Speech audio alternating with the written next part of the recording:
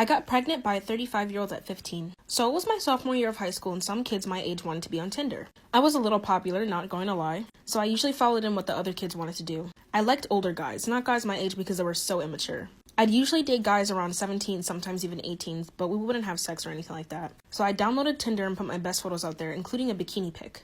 And some guy, let's call him Joseph. Joseph was cute. He had a pretty lean body, a little bit of a beard, beautifully done eyebrows, and he was tall. I was 5'1", so I didn't have to worry about guys liking my head or not. But I do prefer boys at least 5'11". The guy swiped on me and messaged, "Hey cutie, you look so hot in that bikini." His age was 19, a little old for me, but I didn't think it was all that different. I responded thanking him, and we started flirting. So he made a deal with me asking for me to be his girlfriend, and if I accepted he would buy me gifts weekly, give me money, all that jazz. I was looking for a partner, not so much a sugar daddy, so I asked if he would be loyal to me and only me, and he agreed. He was perfect. I was a pretty materialistic person, so I loved buying things at the time, so I thought this was a once-in-a-lifetime chance. So I responded with, and I agreed. We kept flirting, we didn't really sex at all, and he asked me if we could go on a date to New York City. I lived all the way in Georgia, but he was willing to buy a flight for me, and if I didn't feel safe, I could bring a friend along. I asked my friend Samantha to come, and she said yeah, as long as he gave her money as well. He said he'd buy anything we wanted for us, and we were both thrilled. I told my mom I was going on a vacay to New York City with Samantha's mom, and she said okay. I typically go on vacations a lot with Samantha, so that's why my mom didn't bother talking to her mom and stuff. We got on the plane and went to New York City. He met me at the airport and he gave me the biggest hug, and we kissed. He smelled like cigarettes and cologne. My young self thought that was attractive at the time. Looking back at that now should have been a red flag because nobody uses cigars anymore. So he took us to this fancy restaurant first and we ate. Then he took me out shopping to the mall. I bought 20 pairs of underwears and bras from Victoria's Secret, and my friend only got underwear since her boobs were too big. He bought me perfume and lip gloss as an extra. He took me to American Eagle, Hollister, Forever 21, all these stores, and I was so happy. Then at the end of the night, we went to a hotel. He ended up getting my friend a separate hotel room, and just one for us. I was a little uncomfortable by this idea, but I just rolled with it. It was a beautiful hotel. There was even a pool area. We swam in it for a bit, then I said I was too tired and we went to our hotel area. He took me to our room and he started being flirty. Then one thing led to another and we ended up doing it without protection. I told him I was scared to not use protection, but he showed me paperwork of him getting tested the same day of him being clean, and then I agreed. Then I went back home and everything was fine. One day he messaged me and he told me he was really 35 instead of 18. I told him I was 15 and he immediately blocked me. I ended up crying because I wanted him to continue to buy me stuff. A month later, my stomach grew bigger, just by a little bit, and I started puking and stuff. I was 16 at this time because I just turned it 2 weeks ago. I told my friend Samantha and she thought I might be pregnant. She told me to get a test. Took it with her and it was positive. My mom asked me why I was puking so much, but I just gave her some weird excuse like I ate something bad with Samantha. So we scheduled for an abortion and it's this weekend. Should I go through with it? I'm not sure. I don't really want to carry a child or ruin my body. Give some advice in the comments down below. Follow for more story times. I ruined her reputation online and her chances of getting into her dream college as karma. So let's call this girl Madison. I was friends with Madison for about a year during my sophomore year. She was a junior at the time. She was pretty popular in school, so I felt like I had an advantage as well. She had 200k TikTok followers online, 12k followers on Instagram, 12k on YouTube. She had a pretty good platform. So one day I went to hang out with her and her friends as usual, and they were acting weird. It was as if they were judging me.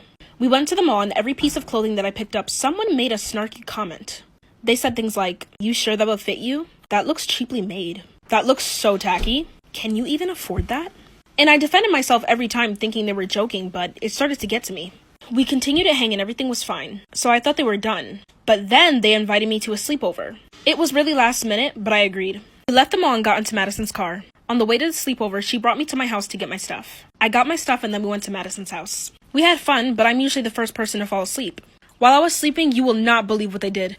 I felt them touching my hair and face. I got up and saw brown paint and some of my hair sliced off. I ran to the bathroom and saw my face in the mirror. My face had dark brown all over it. My hair was chopped short. I ran to her and asked, "What is this?" And she told me that I looked like a monkey, and I paused and was like, "A monkey? What does she mean by monkey?" Then I realized she was being racist and forced me to do blackface when I didn't even want to. I told her what she was doing was racist and she was white, so she wasn't even black. She just ended up laughing and disregarding the situation entirely. I ended up taking pictures of my face, the paint, them, and my hair before I left to show my mom what happened, just in case she questioned my hair. I kept trying to explain it to her, but she was completely ignoring the situation. I ended up just packing my bags and asking my mom to pick me up. But since it was 12 a.m., she said she was too tired and instead ordered me a lift home. Before I went, I washed my face off as much as possible and grabbed my chunks of hair. I went back to my house. I couldn't believe she was evil enough to sit here and actually cut my hair off. She was supposed to be my friend, but I guess them making fun of me was a way of releasing everything before I went. But then, I got a great idea. Decided I was going to release this footage online in my story and say it was her. So I went on TikTok, wrote out a script, and planned out the video. Before the video, she texted me saying that I was sensitive and that what she did wasn't racist. I specifically responded back with, so putting dark brown on my skin, cutting my hair short, and calling me a monkey wasn't racist? And she said no. After that, I blocked her. When I made the video, I was crying in it, saying how she was a racist and a bully, and that she didn't deserve the platform that she had. I showed them the chunks of my hair and the blackface that she did. I explained to them that she did this in my sleep without permission and I never wanted this to happen in the first place. I showed them the screenshots of her denying that it's racist, and I explained to why blackface is bad, and included screenshots of definitions in the video. Soon the video got a crap ton of views on TikTok and people started sending hate to her page. I got a couple of comments and one of them said that I should inform her future college, and so I did. I remember her telling me Hartford was the college she wanted to go into. I decided to email them telling them this was a bad look for their school, and they got back to me and thanked me for informing them. A week later, I forgot I had her on Snap still, and she posted that she didn't get accepted into Harvard. I felt satisfied. Moral of the story, don't be racist. Follow for more story times. I put my period blood in her drink for revenge. So I used to be friends with this girl, let's call her Mackenzie. I've been friends with her my whole life and we got along pretty well. One time we were joking around how we usually do and she called my mom the N-word with the hard R. I told her not to joke like that and that I didn't appreciate it. She said she didn't care and proceeded to do it anyways. I felt like slapping the crap out of her. But I ended up going home. She ended up texting me saying she was sorry, begging for my forgiveness, and I forgave, thinking people could change. So we hung out at the mall and this boy came up to me with his group of friends and asked me if he could chill with us because he thought it was cute. I agreed. Everything was fine, we were having a good time, but Mackenzie was one of those girls who typically switched up whenever boys were around because she's boy crazy and always wants to make herself look better. She brought up embarrassing moments from when I was young, such as I used to pee on my bed, and that I shaved my eyebrows off.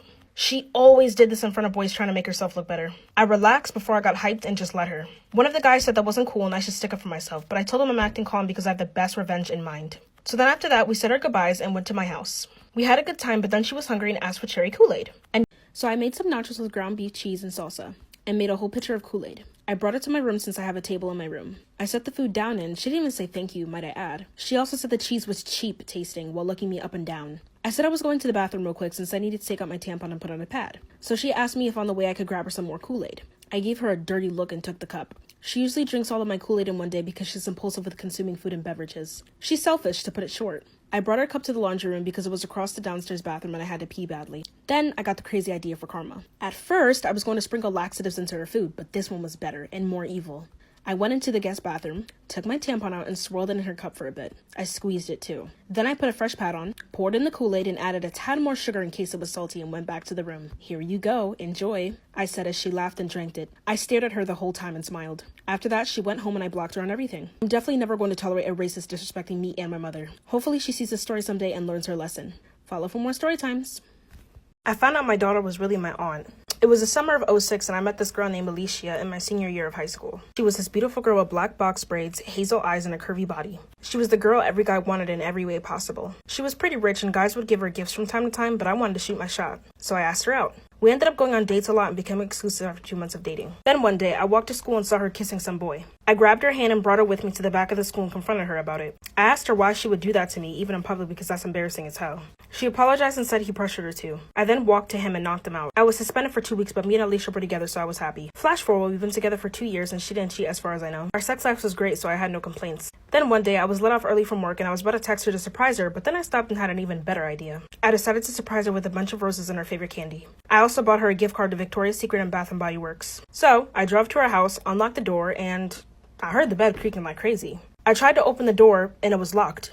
So I kicked the door open and I saw this random guy getting dressed next to the bed. I started screaming at Alicia asking what the heck was going on. She said that she was sorry and she didn't mean to and that this was her weed dealer and they were both smoking and got carried away. On our bed though, bro, this did not rub me the right way. I told her to pack up her stuff and leave and that we're done. I don't feel comfortable with her in my apartment. She cried and begged to stay, but I said no. 2 hours later, she packed a majority of her stuff and left. So Thanksgiving was around the corner and my grandma always hosts it. I cooked mac and cheese and brought it to the house. I greeted my family members and then saw Alicia. I asked them what she was doing here and my own family thought I should forgive her. I said that I'd think about it and we ate dinner. I had found out that she was staying at my grandmother's house. It was huge, almost like a mansion, so I'm not surprised she stayed there. Her and Grandpa were oddly close. But my grandpa was a friendly person, so I didn't mind. So at the end of the dinner, Alicia talked to me out in the hall of the dining room and asked me for another chance, and I said okay. Back to my place and everything went back to normal. Suddenly, she started having weird symptoms like puking in the morning, eating weird foods, etc. I recommended she take a pregnancy test and she agreed. So she took the pregnancy test and it turned out it was positive. I was happy. She wanted to get married, but I told her I didn't want to because I didn't trust her. Months went by and she was 5 months pregnant. We hosted a baby shower reveal and it was a girl. Then 4 months more and we had our baby in September at 3 a.m. We decided to name her Rosie because Alicia loved roses and it was my great-grandmother's name. When the baby came out, I was a little confused because it had green eyes like my grandpa and looked more like my grandpa and Alicia combined. But maybe that's how genetics work. I was still curious though. The drug dealer had green eyes as well, so I suspected he was the father. So, behind Alicia's back, I put some saliva in a test tube and sent it out. A week later, the test results came and I was not the father. Instead, it was my grandpa? I was distraught, but I didn't say anything. It's been 5 years and Rosie doesn't know I'm not her real father and I'm stuck with Alicia for the sake of Rosie. Lesson learned, once a cheater, always a cheater. Follow for more story times.